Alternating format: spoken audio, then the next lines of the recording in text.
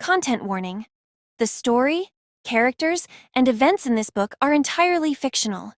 Any similarities to actual people, places, and events are purely coincidental. This story contains heavy violence, strong language, and sexual themes that may not be suitable for all audiences. Listener discretion is advised. Chapter 1. Morning Blues. The officer's lights oscillate between red and blue, casting eerie patterns on the slick black pavement as he crosses toward the antique salon. His colleagues' voices are drowned out by wailing sirens, creating a cacophony of chaos. Beyond the makeshift wall of wooden roadblocks, a crowd of onlookers gathers, their faces painted technicolor by the garish neon lights of the storefront.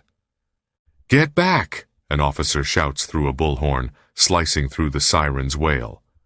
With his pistol in hand, the policeman approaches the shop's glass doors. Taped-on advertisement posters promoting various vices obscure the view of the interior. He catches sight of an advertisement for Yuha Wen cigarettes and finds himself yearning for one. The doors part with a weathered mechanical creak, granting him entry.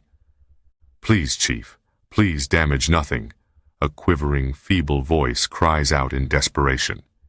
His foreign voice reaches the officer's ears, belonging to a desert dweller from Dilet, a distant land to the west. The officer snorts, masking his disdain. "Yeah, sure, as if everything wasn't damaged already," he mutters, noticing a sinister black liquid creeping toward the doorway, glistening under the dim lights. "That is not our concern," the section captain's voice grumbles, muffled by the siren's relentless call. "Our priority is getting whoever is in there out." "You tell him, boss," he mutters under his breath.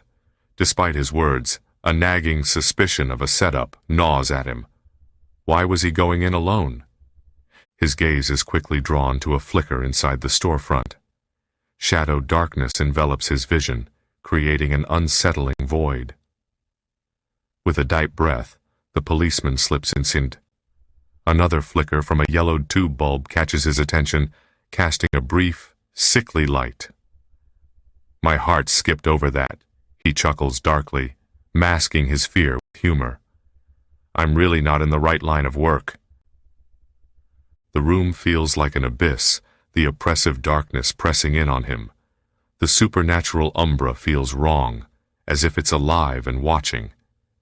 He strains to see anything, but apart from the erratic sparks from the bulb, everything else is drenched in black. A chill crashes down his spine as the light extinguishes, plunging him into darkness. From his open mouth, a neon-colored ghost of his breath floats into the heavy Arctic air. He raises a hand to his shoulder and presses the switch on his radio. "Shit, I can't see a thing, and it's hella cold," he reports, his voice shaky. "Hey, Arikado, you scared of the dark?" jokes another officer over the line, trying to lighten the mood. "Shut up, Vince," Arikado growls, irritation mixing with genuine fear. He's half annoyed, half terrified. This isn't the usual unease he feels. Walking into dead-end shops with armed suspects is always concerning, but this is different. It's a living fear, a gripping dread that claws at his throat and steals his breath. "No, I mean it's darker than night. I can't see anything. I can't feel my fingers either. It's like walking into a damn freezer." His voice wavers, betraying his nerves. Taking a few steps forward, Arikado sees an assembly of shelves knocked over, creating an inky mosaic of objects scattered across the floor. So much for keeping the place undamaged. "Damn, what the hell happened here?" he mutters. A rustle from his left makes Arikado turn sharply, his senses on high alert.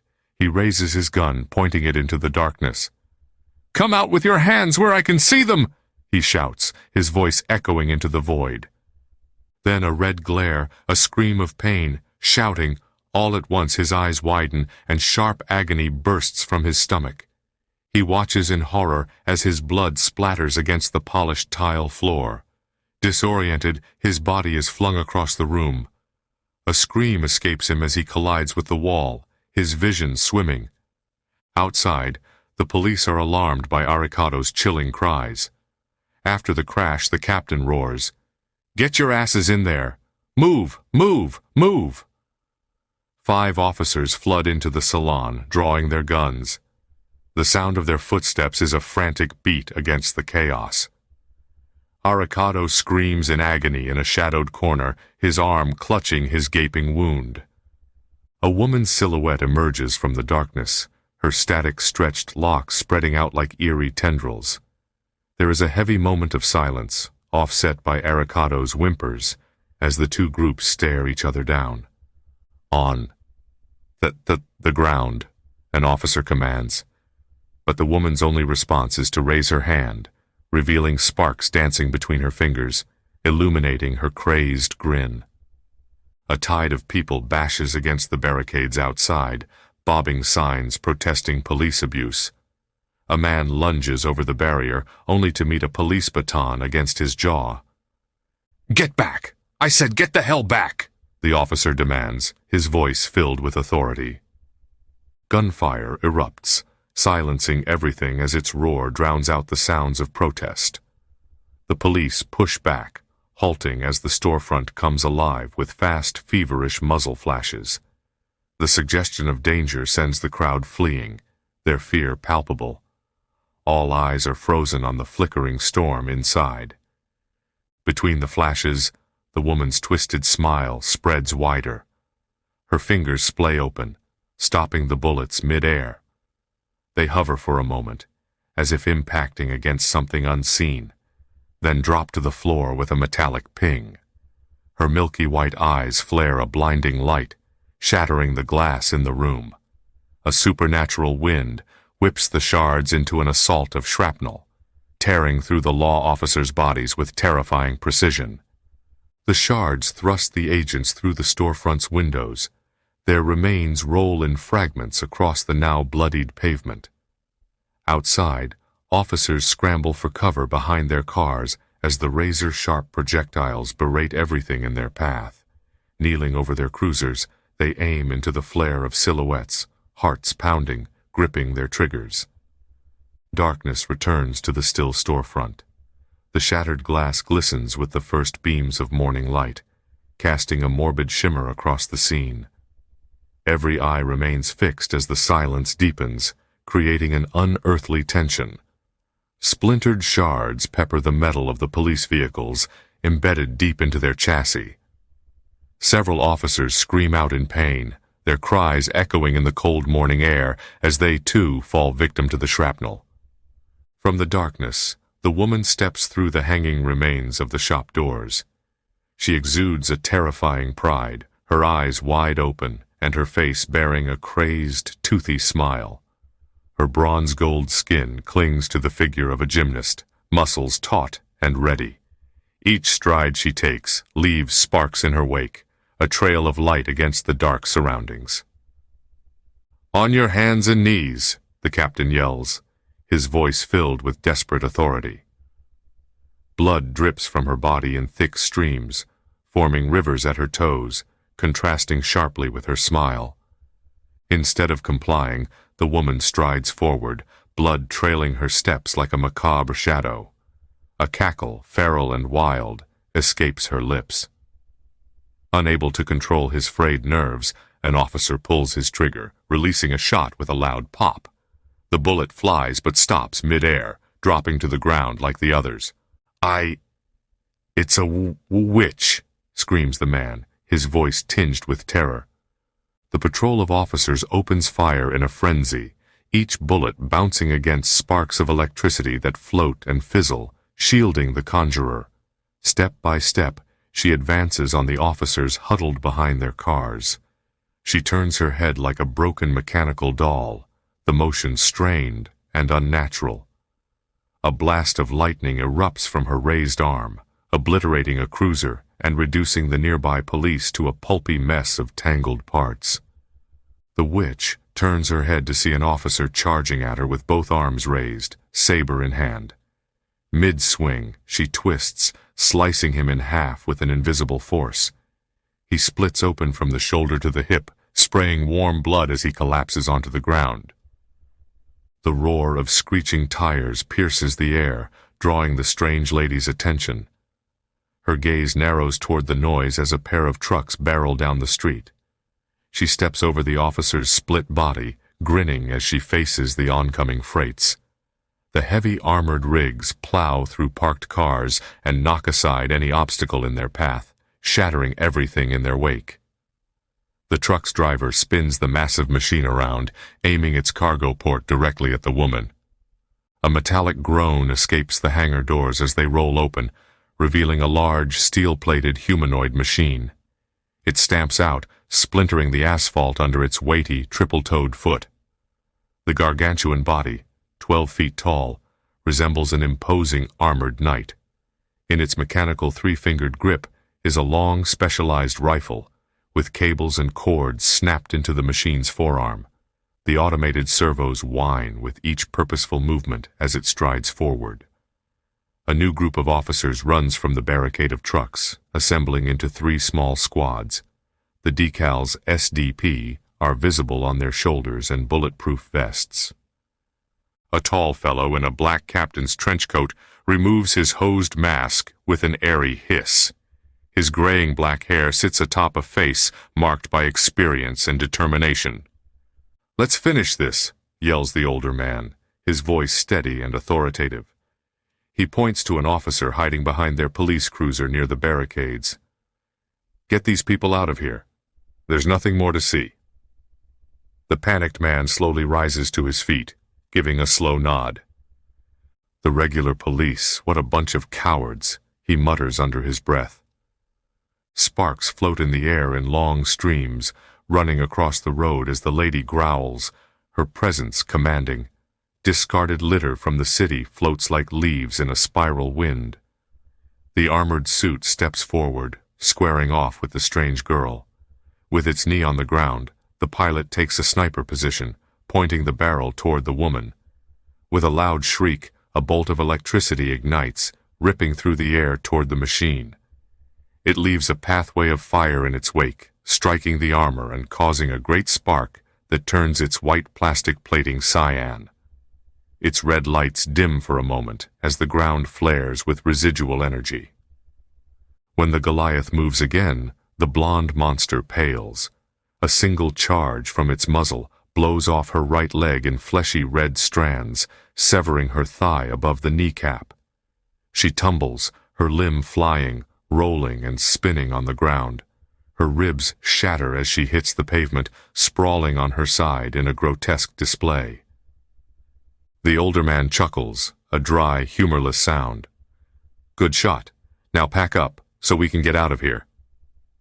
A squad of armored police rushes toward the girl with plastic ties, syringes, and a large yellow body bag. An officer kneels to seize the woman's wrist. With a snap, he prepares the plastic ties. Her sapphire eyes lock onto his as she gives him a taut pout from her rose-red lips. With her other arm, she pushes herself up, clutching his collar. He gasps as her nails dig deep into his throat. A powerful blast blows his skull to pieces with the force of a shotgun. The sight of the headless officer makes the others step back, horror etched on their faces as they watch the twitching witch. "Ah, damn it, quit screwing around, kill her!" roars the captain. Drawing their large pistols, they unleash a hail of bullets, filling her body with lead. She releases one last, chilling laugh as her mutilated corpse dances from side to side in the onslaught. When they finish, her body is nothing more than a pulpy wad of flesh. From a rooftop above the storefront, a shadowed figure in a cloak stands watching the bloody scene unfold. "What a pity. The lady had shown promise," he murmurs, his voice lost in the wind. Images of a dull burgundy flash into Apricot's mind.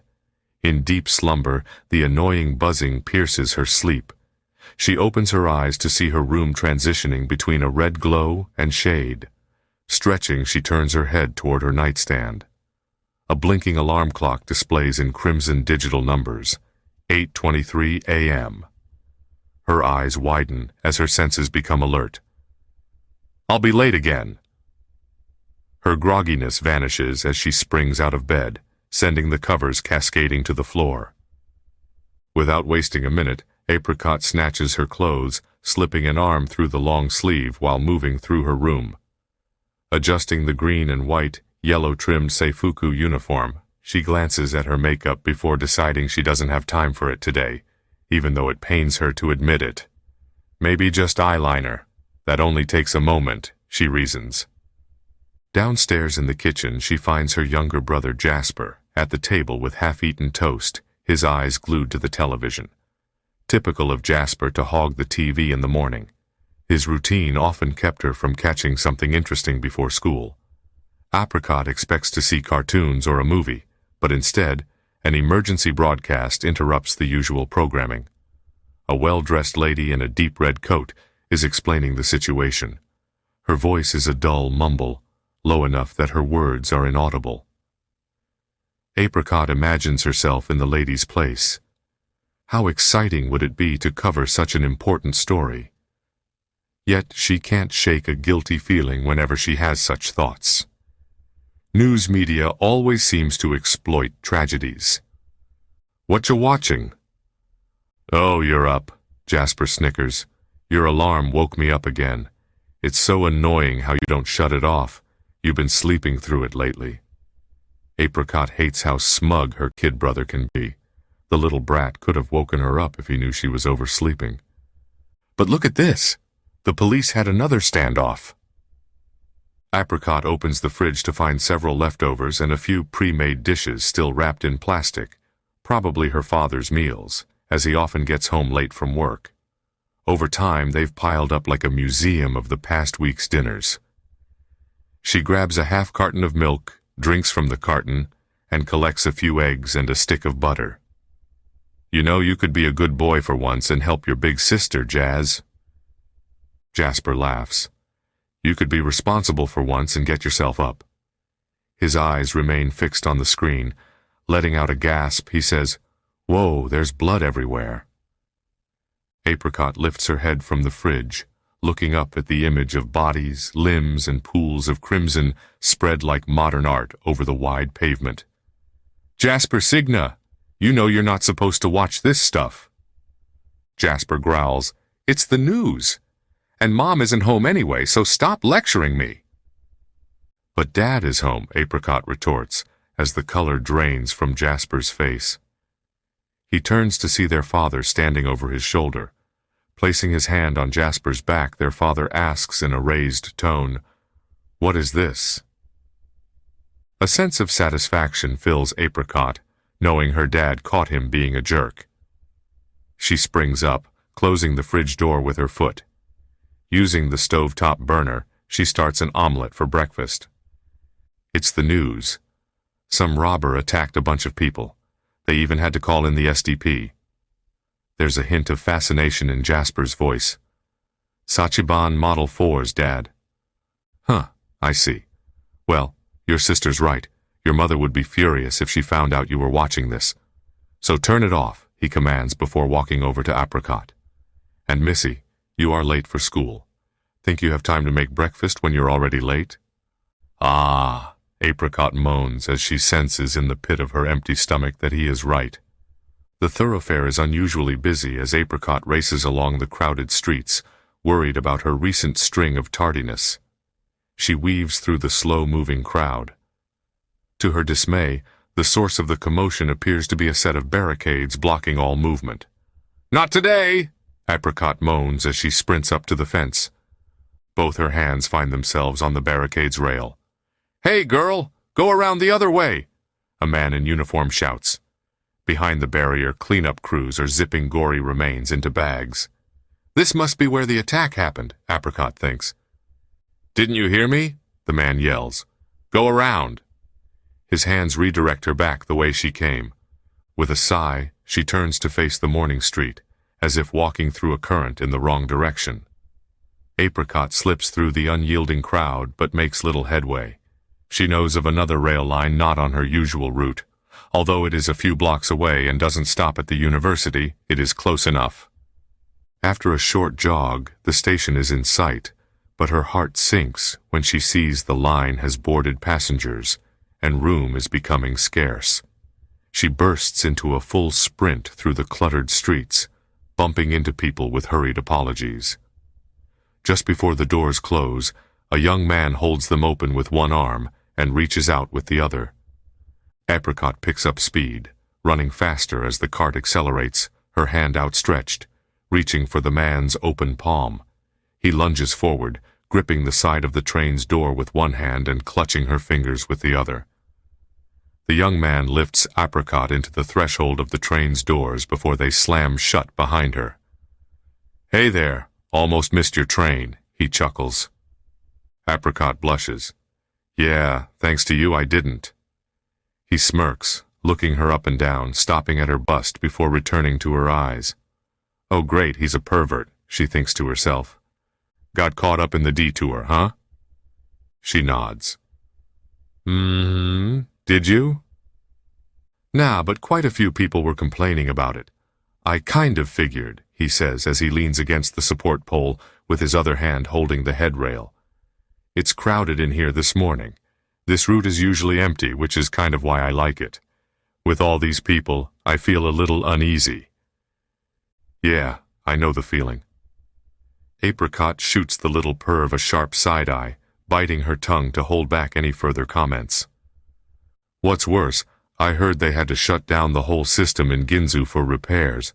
A lightning storm during a robbery. What a load of crap. Ever seen a freak lightning storm mess up a rail system? Apricot shakes her head. Yeah, I haven't either. A kind of silence visits for a moment. She knows what kind of pause this is. The man is waiting for her to start a conversation, but her mood is not willing after being ogled. Uncomfortable, sure, he knows all about it, she thinks. A sigh rolls from his mouth. So what brings you out this lovely morning? I am going to uni. I'm studying journalism. Apricot has always taken pride in her chosen field. There's a certain level of trust between the government and the media that allows for a careful but controlled relationship. Passing the state journalist exam is not easy, especially for a foreigner like her. The guy smirks. Journalism, huh? He shrugs. Do you have a camera? The question strikes Apricot as odd. Her eyebrows squish together. Oh, I figured a journalist would be into photography. I have this camera I'm trying to sell. Thought you might want to buy it. No. I'm not looking to try photography, she lies, assuming the camera is stolen or broken. The young man raises both arms behind his head, stretching. Oh yeah, well, if you ever change your mind, I ride the train almost every morning. So come see me. The name is Cortez, just letting you know. At first, Apricot thought he was hitting on her, but after a moment, Cortez waves. Well, see you around, okay? Unexpectedly, he blends into the crowd of people, losing himself among the timbered bodies. A thin layer of sweat streaks across Apricot's rosy cheeks. Her clothes are soggy from the long jog into and through the university's entrance courtyard. Her gaze meets an LCD screen displaying a government broadcast along with the current time boxed in the upper corner, 10:04 a.m. Intense anxiety comes over her as she rushes through the sparsely populated halls. One thing she always noticed is how they twisted into something like a maze. It seems as if the designers made the whole building as frustratingly confusing as possible to intentionally cause hardship for students and visitors alike. It's as if treasures are hidden inside each room, and would-be thieves find themselves lost among the many turns, unable to escape. The detour. They will keep the door open, Apricot thinks to herself. A solid attempt at easing her tension, but it fails. Upon seeing the classroom door of 1403B, she notices her instructor, Ms. Akagi, has already drawn down the off-white paper shade. Her hand hovers just above the doorknob. A deep breath fills her lungs as she silently prays for divine fortune. She twists the handle only to meet the resistance of locked metal fastenings. With a grunt, she tries again, hoping to will the door open. In vain, the knob only jiggles with no give. Taking a few steps away from the door, Apricot lowers her head, putting both hands on the sides of her cheeks.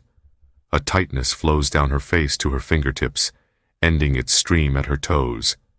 She draws in a long breath, holding it for a moment before letting it out with an even longer sigh. Late again. Blue Ash on a weekday isn't much different from any other bustling city. Apricot passes by people dressed in various fashions along a narrow lane. The smells of skewered barbecue over a charcoal grill fill the air. Every sidewalk edge is dotted with food carts and street vendors. The shops lining the road are diverse, selling trinkets, clothing, and consumer goods. This avenue always appears more like a hall of commerce to Apricot. One shop that catches Apricot's eye is a boutique window displaying the latest styles on mechanical dolls striking assorted poses. They look vaguely real. Almost, it is in that small gap between the two that she finds so unsettling and wrong. Something about their eyes. They are dead, yet animate. The bustle of programmed synths diverts her attention to an arcade. I have little else to do, she considers. Drawn in by the blinking neon lights, she enters the somewhat dingy arcade. Inside, the smell of a piped scent attempts to mask the humid heat generated by a mix of body sweat and cigarette smoke. The walls are lined with various flashing machines, each playing an assortment of tunes that blend together to form the iconic arcade sound. It's a cacophony, but it has a pleasant ring that Apricot associates with fun. One game had been the flavor she hoped would cheer her up, a side-scrolling hack and slash by Capcom called Queen of Dragons. The machines dim while a slight flicker comes over the screens. Crap, the power is going out again. A specter of breath fades into the open air from her mouth. Her skin crawls in the frigid air, as if she had walked into a freezer. The cold fades as quickly as it appeared, but not before causing all the systems to reset. Each one starts its boot sequence, causing her to let out a whine of boredom. The appeal of battling against pixelated monsters has left her as well. She continues to wander the vitrines until finding herself on an unfamiliar side street. The shops around here are from another era, dusty old places long forgotten. She passes by a hardware store, an electronics boutique, a shady-looking pawn shop, second-hand stores, and a small market called Wiseman's, a chain she'd never even heard of. The people wandering these streets are different. If the ones before were carefree, these make her consider she may be in danger. After several men give her unwelcome glances, Apricot decides it would be best to get back onto a more populated street. When she turns the corner, she is greeted by the sight of 4 guys kicking another man in the ribs. He barks out as each strike knocks his body from side to side. She stands with wide eyes of horror before shouting, "Stop!" As the guys turn to consider her, she realizes the folly of her reflexive action. Now she has the audience of 4 hard-looking men. The tallest one delivers a final kick into the man's face. "Yeah, let's get out of here. Remember to have the rest of it, punk. If not, get the hell out of town or else." All 4 men walk toward Apricot, her throat growing tight. Without so much as a glance, the 4 walk past her. She looks down at the man. He spits a line of blood from his mouth. As she stares at the man on the ground, she is shocked to recognize him. It's the guy she talked to on the train. Apricot narrows her eyes, saying, "Are you all right? Do I need to call the cops?" "No," he groans while getting to his feet. "Don't do something stupid like that. Stay out. It's none of your business, reporter." Without even looking at her, he limps out of the back street. Apricot wants to follow him to make sure he's okay, but she knows it's best if she doesn't. Getting involved with people like that can get you hurt, sometimes worse. Unlike most, Apricot appreciates the unseen. Her wish to become a journalist had brought out a pseudo-respect for the fact that some things are best left unknown. After several streets, Apricot sees a familiar sign, Utopian Theaters, and knows where she is. Further down the road is a small cafe called Hot Shots. Upon entering, a strong scent of brewed espresso greets her. Inside, the decor is a pleasant chocolate wood accented with soft greens and red pastel windows. Light music creates a private atmosphere, but not enough to drown out one's thoughts. As she walks to the counter, the smell of freshly baked goods wafts through her nostrils, causing an almost Pavlovian salivation to occur. "Hey girl, I thought you had school." Apricot looks up to see the bright blue eyes of Bonnie Willix, one of her best friends from high school. "Bonnie!" Apricot chirps with delight, reaching over the countertop to give a warm hug. "I didn't know you worked here." "Yeah, well, I needed a part-time job. Turns out you can't be a movie star without having one," she laughs. "So what brings you here?" "I was late for class. Stupid detour blocked my train." Apricot shrugs. Bonnie leans over, whispering, "I got a story for you. I overheard the cops talking about that. They spoke of the Okabe officials being really upset about not getting the robber alive. Instead, though, they didn't call them a robber, but rather the witch. A little odd considering the circumstances. How out of place is a freak lightning storm? And how many people died?" Apricot smirks. "How is that a story? Sounds more like fiction than a news article." Well, normally I would agree, but the way they were chatting about it wasn't the usual upset they had to kill her, but like they wanted her for some reason. They kept saying they had a deadline to bag one." Bonnie leans over the counter, drumming her fingers against the polished wood. "I'll tell you more about it later, but right now, is there anything I can get you?" Apricot nods her head and places a finger on her cheek. "Just a coffee with vanilla and a splash of half and half."